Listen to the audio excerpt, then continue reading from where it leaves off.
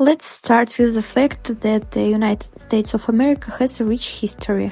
In the 18th century, the current territory of the US was divided among several states. There were only 13 British colonies in America. In 1776, as a result of the War of Independence, these colonies separated from Great Britain and became the new nation of the United States. During the 19th and 20th centuries, 37 more states were added to this original 13. Currently, the US is the third largest country in terms of both land area and population. The government system in the US is based on federalism. The Constitution of the US, adopted in 1787 and put into effect in 1889, forms the basis for the structure of the government.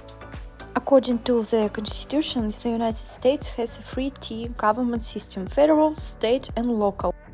The federal government is divided into three branches: legislative, executive, and judicial. The President of the United States is head of the executive branch and Supreme Commander-in-Chief. He is elected for a 4-year term and can only serve 2 consecutive terms. The President appoints cabinet members as well as federal judges.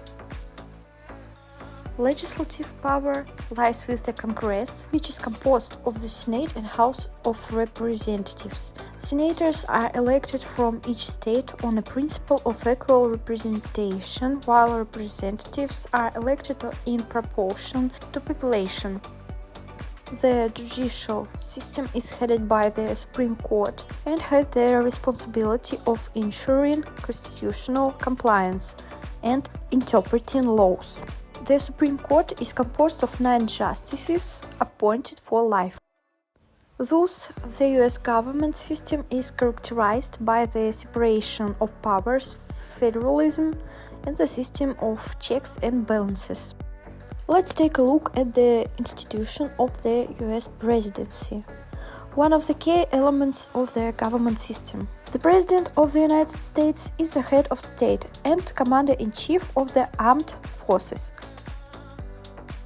elected by the people every 4 years and can only serve for 2 terms consecutively. Key powers of the President include signing and enforcing federal laws, appointing senior officials in the federal government, managing foreign policy and international relations, being the commander-in-chief of the armed services, having the right to veto congressional decisions, and pardoning and commuting sentences. The president is the central figure in the American political system, representing the unity and strength of the nation. Throughout history, many presidents have exercised significant influence on domestic and foreign policy, shaping America's image on the world stage.